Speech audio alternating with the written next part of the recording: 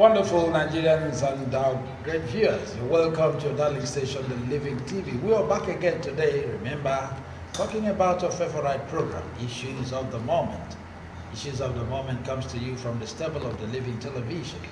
And today's Issues of the Moment, we'll be looking at the strike suspended by the NLC and TUC that coincided with the industrial court's action still on this suspension.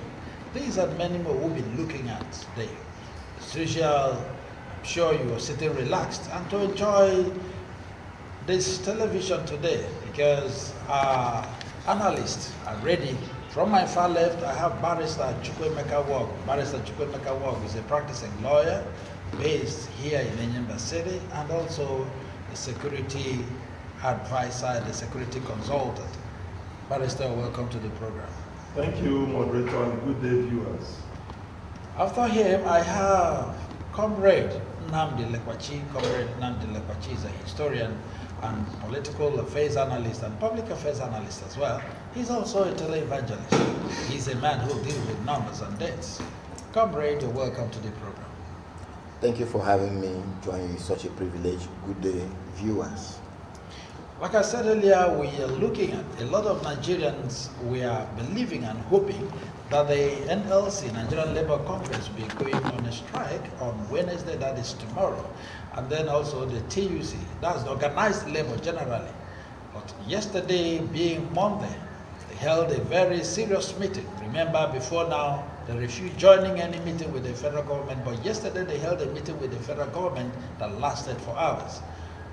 Coming out from the meeting, there was a suspension announcement by the NLC and TUC joined together. But before we move on to these issues, Council, I really want to ask you, yesterday it was obvious that Femi Gbajabiamila, the then Speaker, is now the Chief of Staff to Mr. President. And then from so many quarters, a lot of people are saying he has not resigned as a Speaker and then has this appointment as Chief of Staff to Mr. President. Is it proper? Is it legal?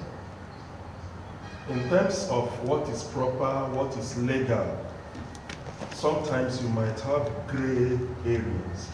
It's not possible for the Constitution to have spelled out every little detail, but the actions of Nigerians sometimes now make it imperative that people might begin to insist that some of these things is spelled out in black and white. In terms of being proper, it is not.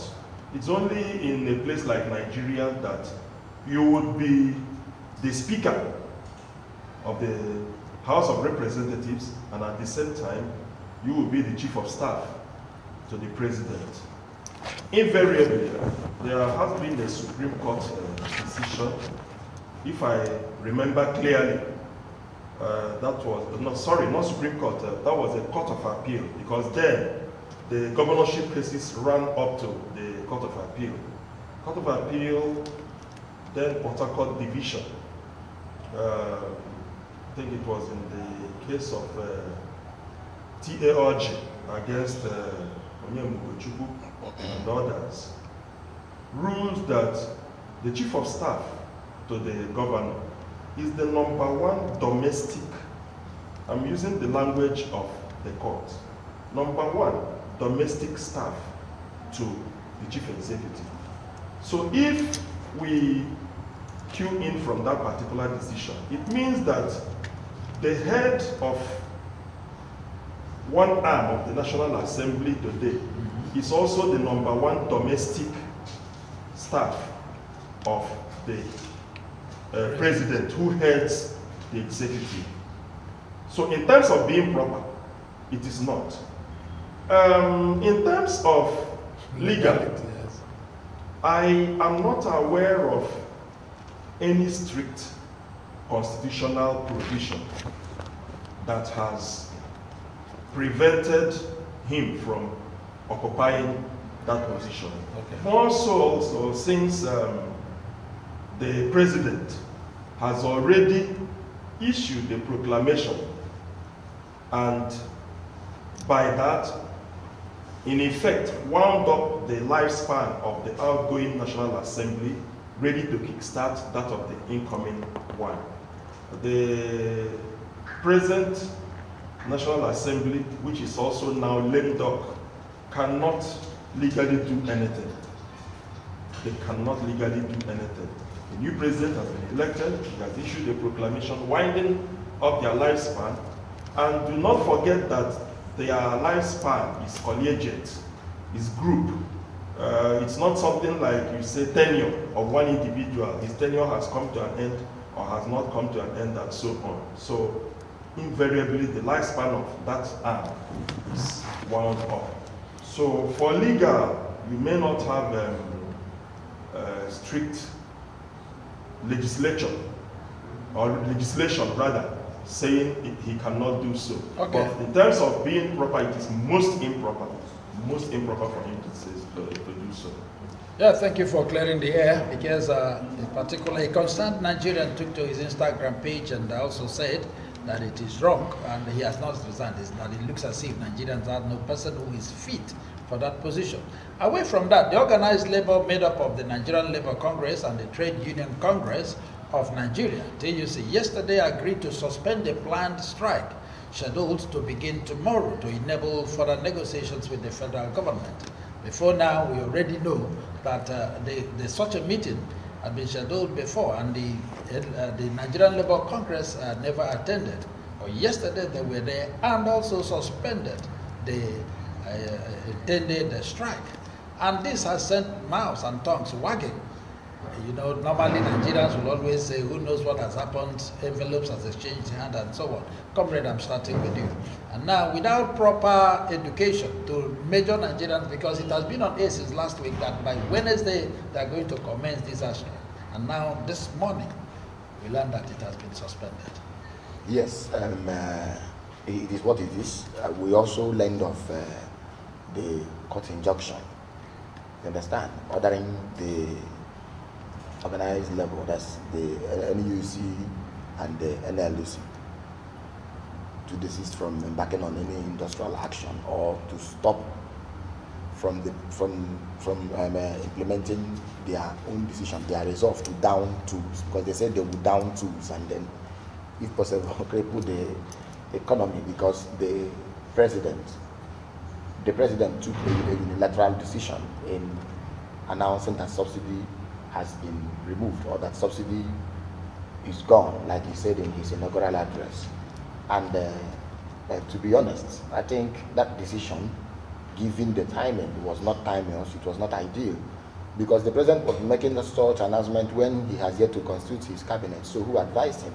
That's number one. Then number two, he has yet to meet with governors who will help to implement, because if you're talking about subsidy, something that affects the nation, not just the federal government alone, because if you're talking about subsidy, you are talking about something that affects the entire nation, where you carry along the subnationals. He was yet to meet with them, and then other things being equal, then no federal executive council meeting has actually been held, as it may have to do with him. So that's the declaration was, to me, it was next into military decree, because in the democracy we have to dialogue. And I was wanting to know who actually articulated that inaugural address, because at the beginning, the inaugural address was trying to inspire hope and confidence, but then somewhere along the line, lost track. What the labor unions and the rest of them are doing is in their right to protest, because this particular policy of the government, the first sector it usually hits is the transportation sector, when, because of the hike in price by rapacious marketers, cost of transportation begins to affect mobility of labor. There is what is known as mobility of labor. Labor has to be mobile. That I'm here, if I am needed elsewhere to render my service, I can mobilize myself and go to that place. So they are looking for it. And then if you say subsidy too, subsidy is an investment. So if you remove subsidy, you must reinvest. And I will throw more light to it. When President Goodluck Jonathan removed subsidy, there was a reinvestment program known as Shopee, Subsidy Reinvestment Program, through which mass transit vehicles were purchased and then distributed amongst all the states. But in this case now, the declaration was just there, no provisioning of amenities or even incentives to buffer the effect of the subsidy when finally removed, you understand? And that was why the trade union Congress and the Labour Congress said they were impacting on strike. But all I would say is this: this strike, if it had happened, would have been the mother of all strikes, because it would have involved electricity unions, the ports, I'm talking about the national ports, then it would have involved also even journalism, even the media. It would have involved different sectors, even the banks too, to an extent. So it would have crippled the economy. So it is better we tread cautiously. But the most important thing is that the people who wrote Tinubu's speech failed to understand one thing: that Tinubu is a president, but not a popular president. And I will correct what and I will expatiate. You see, this is the first time we are having a president who won an election in the history of this country without winning up to 10% of the registered voters. 94 million persons were registered on INEC, INEC database, but Tinubu never got up to 9.4 million votes.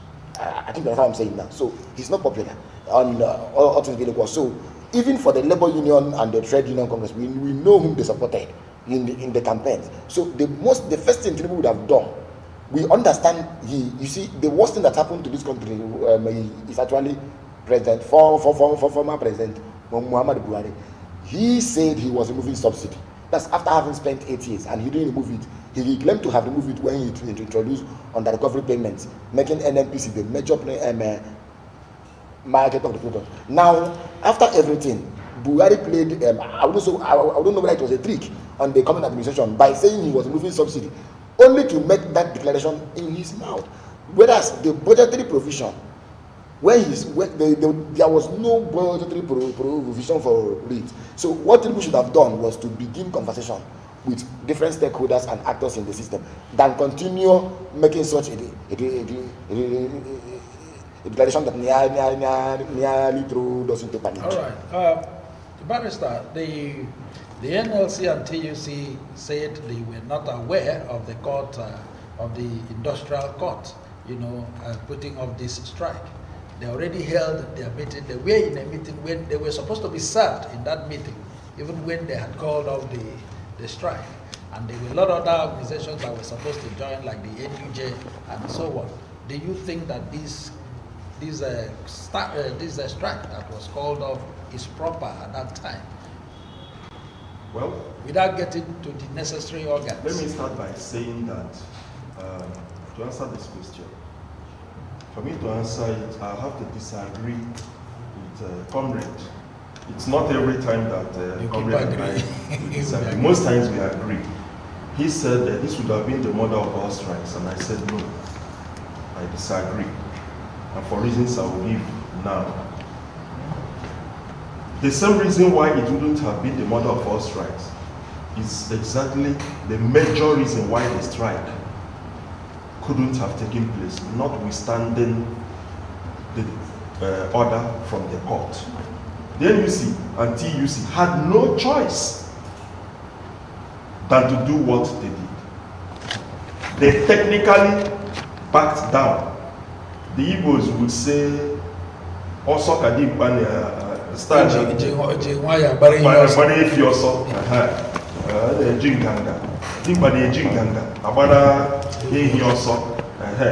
That was exactly what they did. Because the trade unions in the northern part of the country had already said they are not going to be part of the strike. The trade unions we have 6 geopolitical zones. So 3 from the north had already withdrawn from it and backed up and said, we are not going to be part of it. By that alone, the strike had collapsed ever before it started. The Southwest, the trade unions in the Southwest also said, we are not going to be part of it. You now have effectively organized labor in 4 out of the 6 geopolitical zones that have already backed out of it. And the truth of the matter is that these organized labor arms in these other parts, that's where you have the leadership most of the time. Southwest, North, up to Abuja, and they say, we don't know what you're doing, we're not going to be part of it. We don't think that strike at this time would be the proper answer to the issue and would not be a solution. So that now left only two, Southeast and South-South. Even South-South was considering or tinkering, but let's say maybe they decided to go with Southeast. You will see that by this dispensation and disposition, they had already given it a political coloration. And so there was no way it could have worked. The court order came as a face-saving measure for both sides. That is the truth of the matter. In effect, organized labor can now hold its head high and say, well, we respected the rule of law. And the government will also beat its chest and say, yes, we have used the law, the court, to do the proper thing. My little observation and quarrel would be, the government of APC has a nasty, very horrible habit of selective obedience to court orders. They decide on which one they will obey. When it favors them, they tell you rule of law. When they do not want it, they want to disobey it, or it is against whatever interest they want to serve at any given point in time, they begin to go into semantics. They say it's national interest. They tell you national interest, national security, and all kinds of things. When it involves release XYZ, you're holding somebody, they will say no.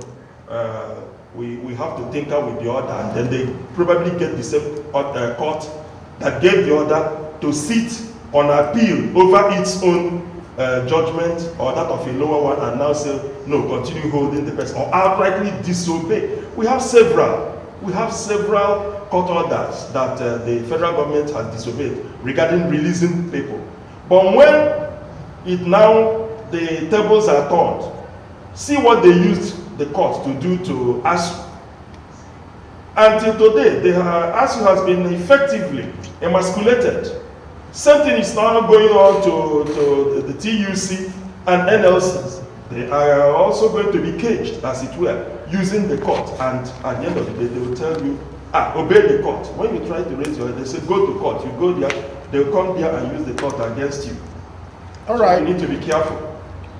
All right. Yeah. Now, looking at the intended strike and also the agitation that would have followed, many Nigerians, especially the middle class, if we have anything like middle class now, had expected that the NLC, with the agitation, will come up with something, especially as it concerns the pop price that is still 550 naira as we speak.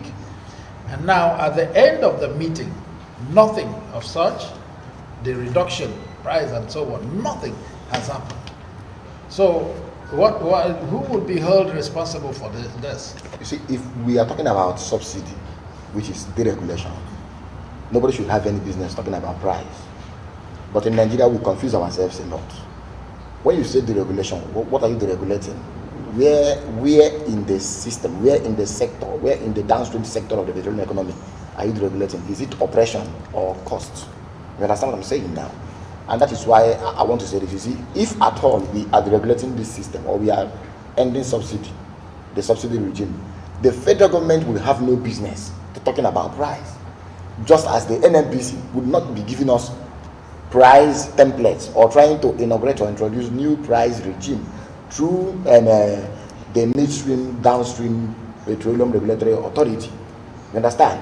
But what I am seeing now is that the labor and the trade union congress, they have agreed to extend this negotiation to 19th of this month, during when we begin to hear, because all parties, from what we are seeing, have tendered what they want. Even the TUC was actually driving a hard bargain. They said you will pay minimum wage of 200,000 naira. I will come to I'm coming. I'm just saying something I know. Then all the things they've said, it's assumed that the federal government is now listening and saying, okay, talk. Let's know where you're coming from. And they have tendered You understand? Yes, All their appeals and then all their supplications, what they want. But remember also that before now, the Labour Congress, NLC, attended once. Then the subsequent one, it avoided, saying the federal government must come back to status quo. So for it to have participated in the one of yesterday, to an extent, is also a headway, because strike is not the best alternative now. You understand? Given that actually what we are dealing with is largely Buhari. It's largely Buhari we are still dealing with. All right, Barrister. Part of the resolution reached at the end of the meeting late yesterday evening. That's the Monday meeting resolutions, as we attended by Femi Gbajabiamila, the Chief of Staff to the federal government, the NUC chairman, the NLC, their secretaries, and so on. Some of the other resolutions include one, that the labor centers and the federal government are to meet on 19th of June 2023 to agree on an implementation framework. Now, the question is, what becomes of the pump price as we speak now? Because people are lamenting, if you're listening to radios and so on, and the transporters are complaining, and a lot of people are complaining. And we also having higher inflation as we speak, because the people who are selling food will tell you, food items will tell you the cost of transporting it from one place to the other. So what do you think will happen to this downstream economy? What I think, in all honesty, is very little compared to what has already happened. I think that and I've said it before. They have agreed on 19th. everything. So everything that needs to happen has already happened. Already simple. Happened. Has already happened. I do not expect any other thing to happen. Exactly. Let me not sound like a prophet of doom, but I do not expect the federal government to back down. Yeah. That is the truth. We are tired of this incessant argument about removal of subsidy. It has been so politicized. I think the best thing that happened is just that this person who has been on death row was just finally executed, so that everybody will go and rest. Not every day you tell us, we will execute him tomorrow. It is next tomorrow. We will do it next month, and so on and so forth. I have observed severally on this program and elsewhere that at various points in time over the years, right from when petrol was less than 1 naira a litre, government was subsidizing. They have continued to subsidize up to the point that we got it at close to 300 naira a litre. Government was still subsidizing. So at 300 naira a litre, there was a time we bought, that was around December, January this year. Fine, when we had that currency issue. We were buying in some places 1,000 naira a litre. And yet, government was subsidizing.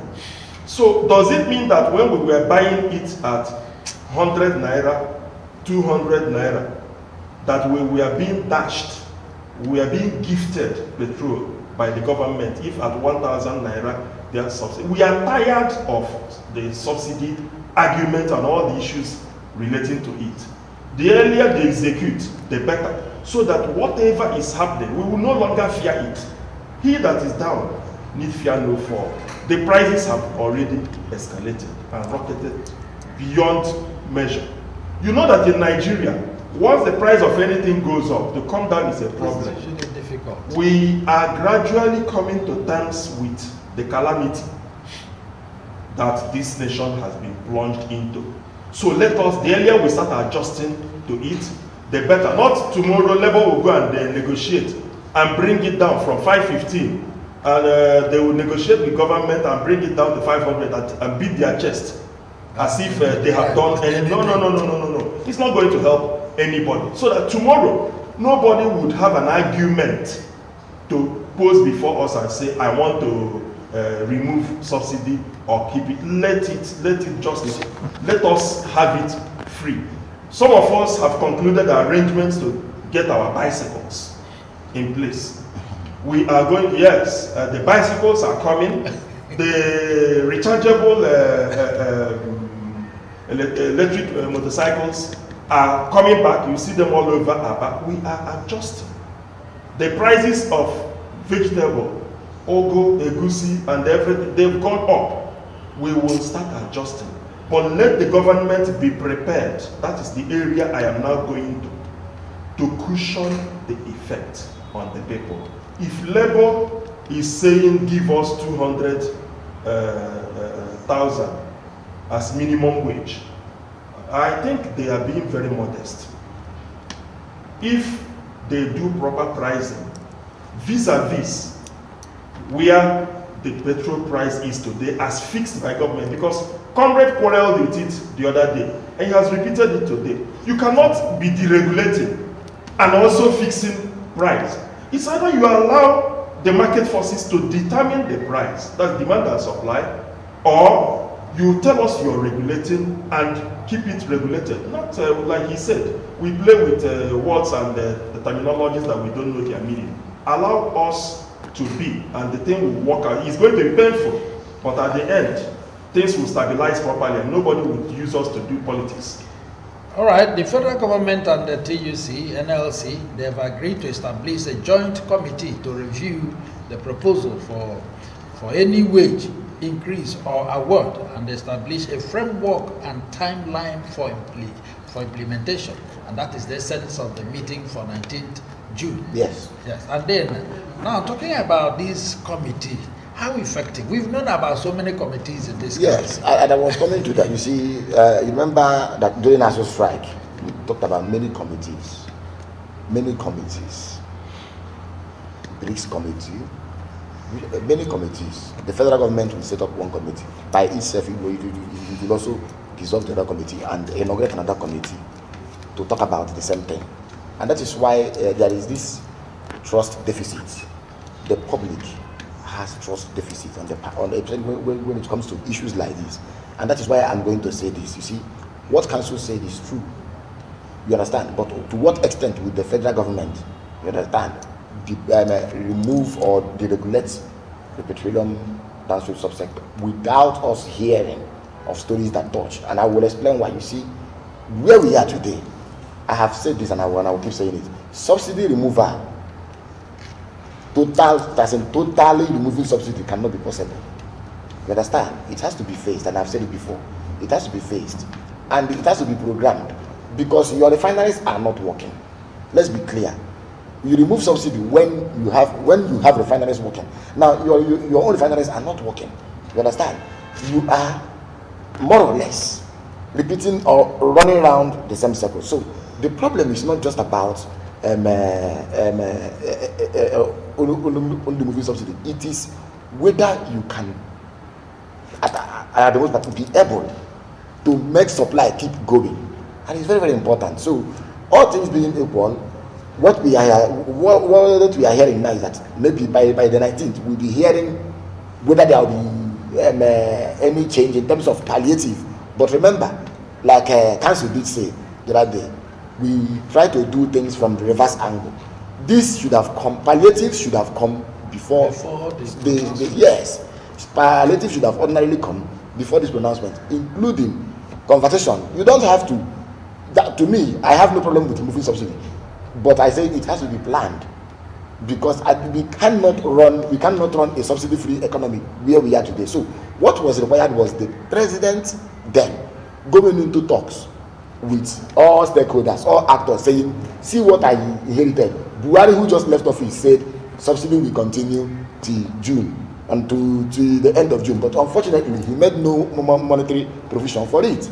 They will now understand him. So when he is moving subsidy, you understand, they will be on the same page. Rather than going at the day of your inauguration, when you were yet to sit in that office, you made that proclamation there. And I keep asking, who wrote that inaugural address? Yes, because that inaugural address threw the country into panic. If you know what inaugural address or farewell address means for the US government, you will see it is the moment of inspiring hope, you understand, making people to believe in the country. And to a great extent, the speech was actually inspiring hope and confidence until that announcement was made. Now see, immediately that announcement was made, it wasn't up to 24 hours. Fear became scarce. The queue grew longer, and then panic buying everywhere. You understand? Less than 12 hours. So that's yes, exactly the same thing. So that's why I say, even where we are today, exactly. you see, when you say subsidy, within 30 minutes of making the announcement, it took effect. in Aba, It took effect. fuel just It took moved effect. from And now 280 to the same government 240. that said it was subsidizing and deregulating, NNPC, and that's the worst sabotage, came out with price regime different for states. What Abia State is buying is now different from what car North State is buying. You understand? You begin to ask yourself, so who is deceiving who? And that is why I say this thing, if you had followed it the time Ngozi Okonjo-Iweala and Jonathan came with that idea, it was well spelled out. Everything was there was a reinvestment. I say subsidy is an investment. You are investing money into subsidy to do what? To make Nigerians purchase this product. But let us also remember that there are businesses that will go under. Okay. This is something. This is not happening at the best of times. When the report is saying 133 million Nigerians are multidimensionally poor, just few months after the cashless policy that created 2.3 million Nigerians who are now hungry, who are food insecure. 2.3 million Nigerians are food insecure. All right. So to me, I wouldn't know why. Councillor, I also wanted to briefly, before we go on break, to look at this committee. We've had so many committees in this country. And can we preempt this committee? Of course. Come 19th. Of course. June. Okay. Of course. It's very easy based on precedent. The committee has not been formed though. It will be formed by 19th. Yes, let me tell you what will happen. Between the time the president made the announcement and now, or let me say yesterday evening, we had started adjusting. We are very good at that in Nigeria. We've started adjusting to the hardship and the calamity. Nobody should touch us. Let us be. Just allow us. We are down. We need fear no fall. To set up a committee, you see, between now to 19th, more than, it's close to 2 weeks. 2 weeks, yeah. From now to 19th, you are going to inspire false hope. Because at the end of the day, remember that in Nigeria, the surest way to kill anything is to consign it to a committee. That's the end. Yeah. When the committee comes up with their report, you set up another committee to review the report of the committee, and advise you. Then when that second committee reviews and advises you, you now determine which one. My own is simple. That has been my point, and I will remain consistent on it. I don't mind the removal of subsidy. The APC government, before it came into power, had argued strenuously that it does not exist. Yeah. That argument, even till today, has come from the high and mighty within the ranks of APC. There is nothing like subsidy. It does not. That it was a scam. It is a scam. There is no provision for it. This is the latest one. And that is why the president, if you listen to him, he said, it is gone. That's what he said. When there is no provision to back it up, then the president is right to say subsidy is gone. But before doing so, and that is where the mistake came from, they should have ensured that the power sector is functioning. That would now enable that quantity of fuel consumed for alternative power generation by every person in Nigeria is now preserved. That alone will take care of the subsidy. Like we argued last time on this program, or a sister one, there is no government that does not subsidize something for its citizens. Mine, number one, subsidize food for everybody. Make food available. Some of the crimes we see in this country, including even stealing by top government officials, is born out of hunger. It has now entered the blood. People are hungry. So provide cheap, affordable food. All right. You provide that, you provide security, and then provide power. Once you do these three, you wouldn't need to subsidize anything, and the price of petrol will come down. All right, wonderful viewers, I'm glad you're still there. We're going to go on a very short break. When we come back, issues of the moment will continue. Sit tight and don't go away. we'll be back in Jiva. Remember, as soon as we come back, the phone line will be open so that you make your contributions and tell us who you're calling and from. Don't go away. Sit tight.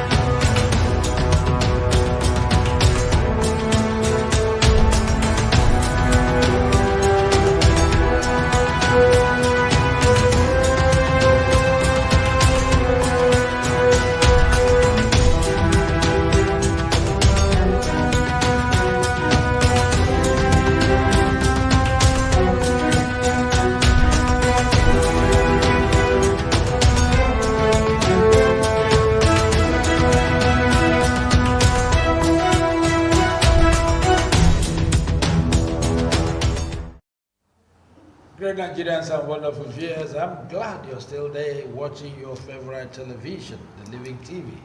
Remember, it's still the program Issues of the Moment. We are discussing the suspended strike by NLC and TUC and also the federal government agreement with them, and subsequently followed by the meeting that will be coming up as a result of the intended committee that will look into most of these pronounced agreements. All right, having said that, in one of the discussions, I'm coming to you straight to the council, the TUC demands 200,000 naira minimum wage, and also that the pump price should come down to 185 naira per liter, and also announced that the federal government should ensure that the subsidy, food subsidy, this time around. But these things, we are looking up to 19th to see how they will be approved by the committee. The committee would be constituted on the 19th. They are not yet in existence. So they are doing the underground work. On that 19th, we do not know the committee. It is only after it will be announced on that 19th. It is only after inauguration that the committee can now validly and legally start work. Yeah. And they will need up to a minimum of 2 weeks at the earliest, if not 1 month. I was coming to even say 30 days. Go about what they consultation and whatever and they will do. Gather data and information from critical stakeholders. Then they sit back to collate, deliberate upon, and come up with something. And advise government. By the time they are through, we are heading to maybe towards the end of the year. Remember what I said. I still stand by it. That the first thing the government should do is to give us food subsidy, ensure food security. After that, they now ensure security of everybody generally in Nigeria. Get the killer herdsmen out of the country, because it's obvious that their own tenure has also expired, except if they are having tenure elongation. If the herdsmen, the killer herdsmen are not having tenure elongation, let's get them out of the country on grounds that their tenure has expired. The condition of the president that made them to enter, the invitation given to them is no more in existence, so let them go. And then we sit back to plan. Sorry, Council, are you sure of what you're saying? Because during one of his campaign talks, he said he's going to continue from where Mr. Al gone president, where he stopped. That's what... he is yet to revalidate the invitation given to the herdsmen from all over Africa and the world to come to Nigeria and make a home. So, since everywhere in Nigeria resisted them, there is no place I stand to be corrected that said, oh yeah, come here and make a home. Virtually every state they went to, the people protested, they fought, some set up their own security outfit to battle them. It means the people have not yet settled. They've not yet made a home. And since the man who made that statement has gone out, it is for the president now to revalidate that invitation. If he does not revalidate it, it means the people have to go. And that's what I meant when I said that the invitation given to them has expired, except they are going to have tenure elongation. So if they are not having it, let us go into security after food, provide security, and then address the issue of power. Too much, the volume of petrol or petroleum product consumed by Nigerians in terms of generating alternative power, because we do not have functional power system in Nigeria, is the problem behind what we're having in the petroleum downstream sector. That is what the problem is all about. If you make electricity easy, cheap, affordable to Nigerians, and it is constant, not epileptic, because there are some big multinational companies I know about that will tell you they have never relied on the public power supply. Year in, year out, they have their own system of generating. And who pays for it? The end consumer. All right, comrade, I want you to also look at this. Look at the demand, the 200,000 naira minimum wage. Yeah. I want us to look at it, look at the economy, and also, is it a bogus one, or do you think they are being reasonable with this? It's not a bogus one, but it's not. I don't see it as something realizable. Yes, it's not a bogus one, and I'll tell you why it's not realizable. Notwithstanding, yes, it that may they not attend even that solve their problem. They attend that, and it's good they also come from there, because the federal government also have to meet them somewhere. Yeah, we are talking about the negotiations now. What it means is that nobody is going to have it on their ground. You understand? You have to lose some ground and then move somewhere and find a common ground. Common ground is no man's ground. You understand? Even the federal government may likely, now see the implication, may likely put some cost or reinvest into subsidy. That is what they are trying to do now. The federal government may say, okay, since it is creating excruciating poverty, or it is doing this, we will say, okay, we will now do subsidy by 10% or by 20%. They will say, no, we don't want. They are going to drive hard back. Everybody is now going to come from the position of strength. They find a middle ground. But what I have to tell them is this: whatever amount of money, I'm talking about 6.4 trillion naira, that's the cost of subsidy for this year if it had happened. That's what Buhari said. Subsidy last year was 4.4 trillion naira, and you know it keeps increasing, because as we are today, things keep getting messier. If your refineries are not working now, they must make sure that whatever is to be extracted is invested into critical areas like agriculture, education, and health, and then security. It is very, very vital. It is very, very needful. That is the kind of negotiation I'm wanting them to now do, to enter into. Not just a negotiation of where you come and talk. We are talking about, you see, at a point we must also forget that the federal government released over 300 billion naira in bailout funds and what have you, including Paris Club reform. The governors, most of these governors at that moment told us they cannot pay 30,000 naira minimum wage. Is it now that we are facing more excruciating and difficult time that they can pay 200,000 naira? Is it possible? It's not possible. Let's try to be realistic. What they have done is to say, we know that even the National Assembly, members will collect hardship allowance, severance package. Even the president who left collected hardship allowance. The vice president, the same thing. Now they are not saying, yes, one of the things I love so much in their demands is that Tinubu by 2024 should cut cost of governance by 15%. That means it's the wise one, because the budget we are working with, let us understand that budget is a law. This is a law, and Buhari has signed it. It has become an act, appropriation act. They are now telling Tinubu, by the time you make your first budget in 2024, cut cost of governance. All those things we spend, per diem, and what have you, cut them down so that we have something to buffer the economy. That's what I'm looking for. I'm expecting consistency on their part, not now after, you know, the average Nigerian believes that after, at the height of this thing, envelopes will now exchange hands and then they will now back down. It's not what we are expecting. All right. So they have to be consistent and then. All right, Council. In retrospect, we know shortly before Jonathan left office, the pump price fuel was 87 naira, and then now they are talking about 185. You know, 185 naira pump price.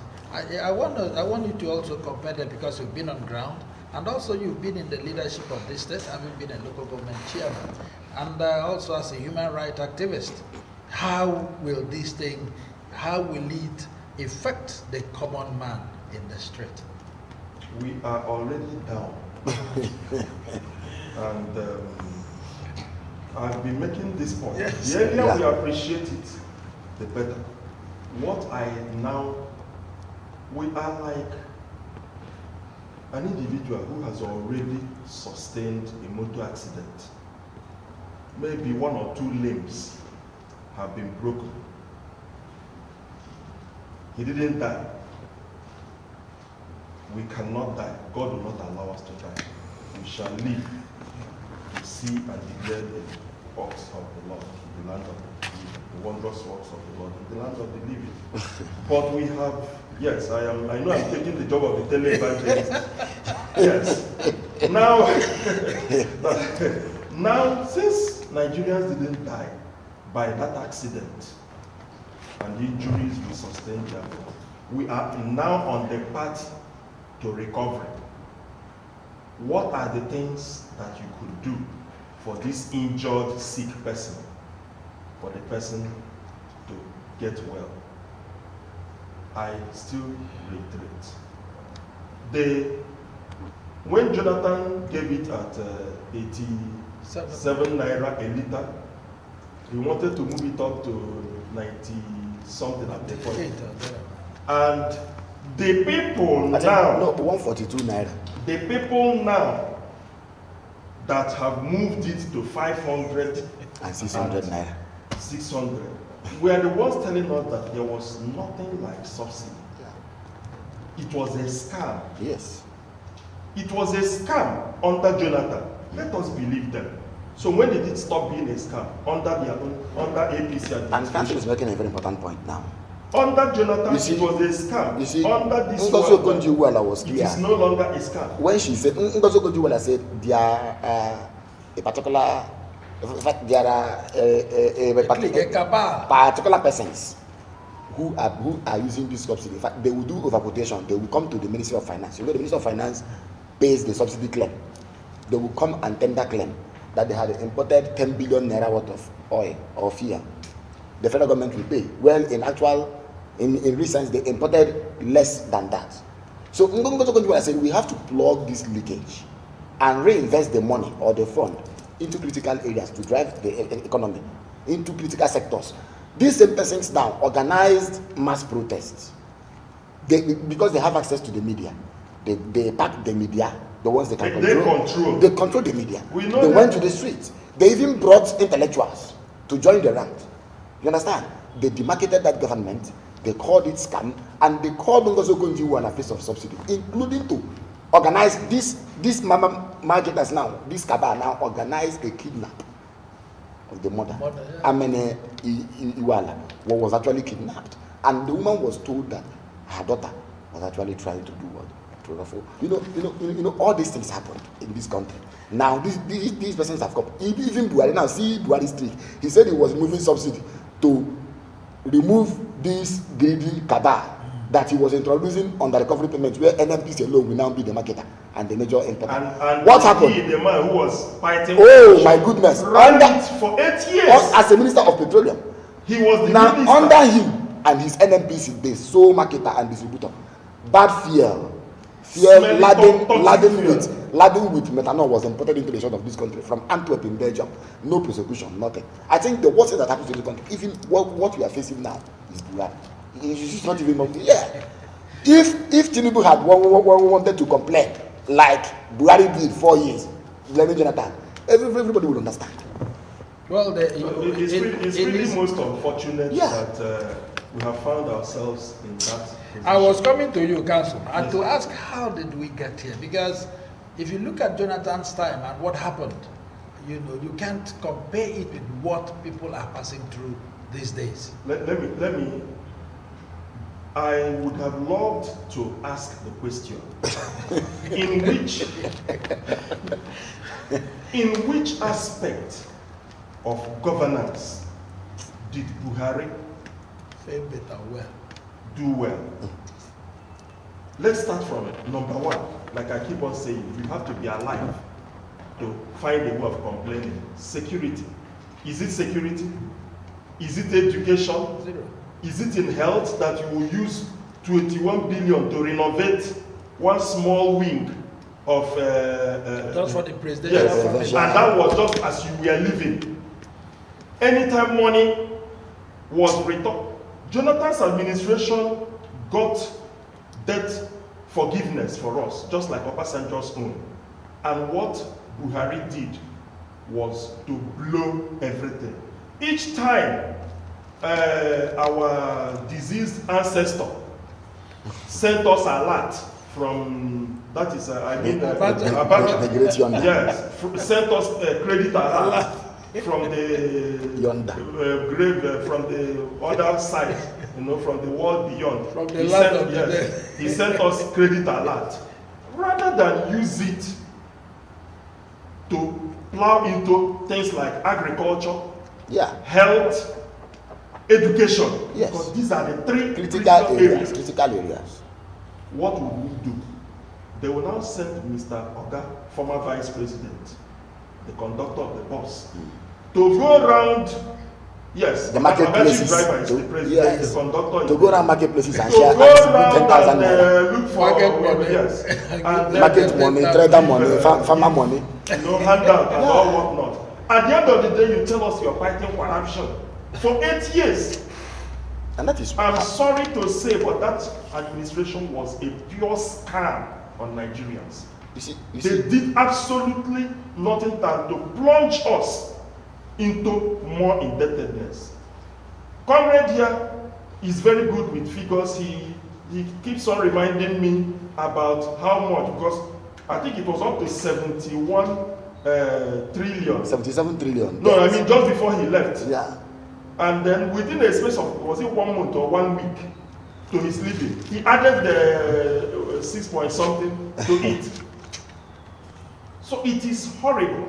I've never seen anything like that. And yet, the APC, Oga Chief Driver now, is telling us, I mean the present driver, is telling us that he intends to follow the same route that the other driver took us. The bumpy road, the everything, you know, knock us into every pothole and everything.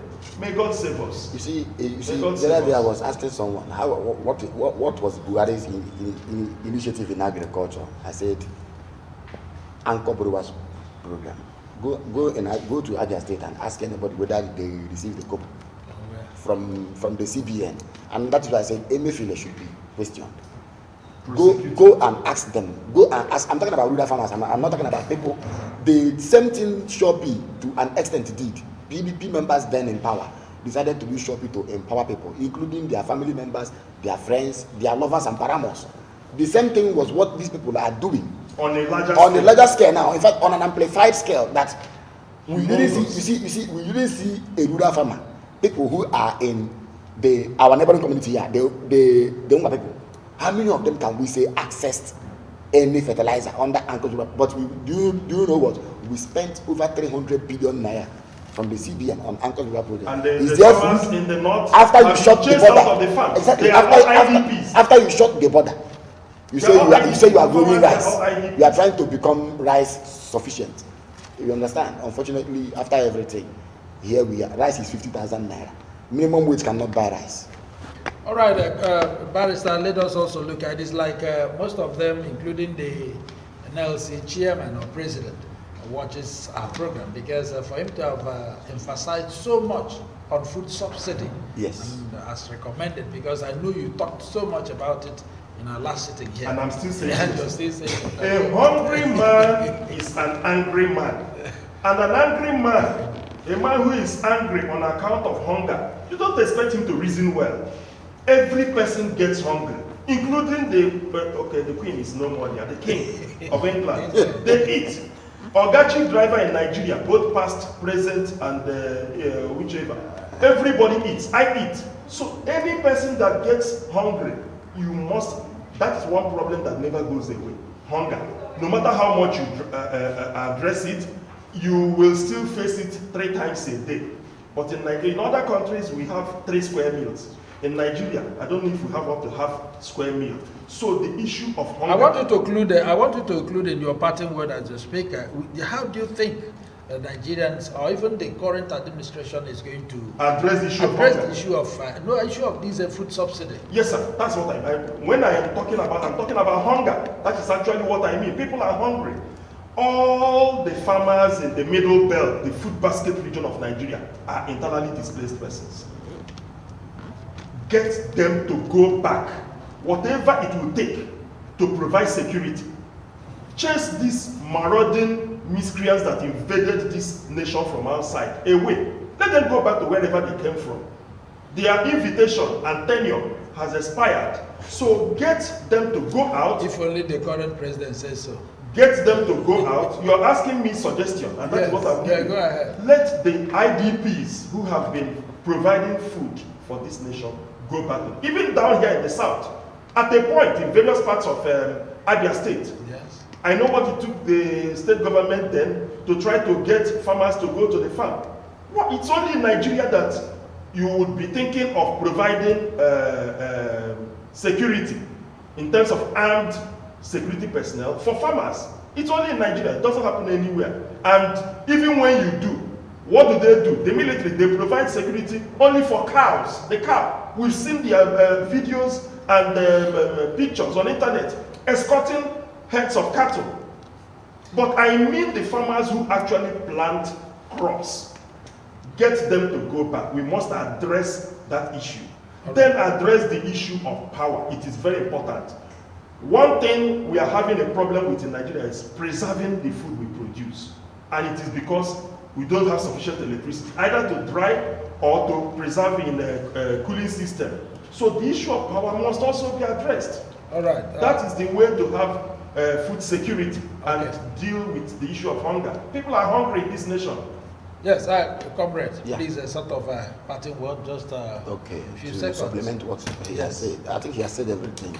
But then it's unfortunate. In America, 3 to 6% of American population are into agriculture. This includes animal husbandry. 3% are into green, you understand? Purely agriculture, you understand? Then the other 3%, if you just add everything, 6% are into agriculture, both husbandry, both animal husbandry. But 20% of America's produce go to West. That's what you call sufficiency. 20% of America's produce. They produce more than they produce more than they can eat. And that is why you see some of the food bags you are seeing they are coming from America. Here in this country, what we have done is so much to undermine agriculture, is so much to undermine education, is so much to undermine security, is so much to undermine health. That is why the president of the country or the governor or the political elite, they have their security details. Their children don't school here, and when they have tooth problem, they travel abroad. Ear problem, they go abroad. Their food is secured, and that is why they are this indifferent. But what must have to be done is provision of security. Make sure there is security, because what we are seeing is what displacement of the farming lot. Then again, government must be very, very sensitive to climate change and issues like desert encroachment and what have you understand? And then rise in sea level. It is very, very imperative that government understands the realities of the day. All right, our wonderful viewers, thank you so much for being part of today's program again, and I'm sure you've enjoyed yourself. And I'm also sure the analyst has satisfied you with the happenings and happenstances in this country. Today, this is where we are going to draw the curtain. From my far left, I have Barrister Chukwuemeka Nwogu. Barrister Chukwuemeka Nwogu, we're pleased to have you here today. Thank you, moderator, and goodbye, viewers. And Comrade Nnamdi Elekwachi, very pleased to have you around. Thank you so much. Thank you. Thank you, viewers. And wonderful viewers, keep watching Living TV. We are going to have more programs coming your way. Remember tomorrow, Nigeria Today will also come your way. But before then, other programs will be coming your way. This is your command signing off for now, Chinedu Madiele. Bye.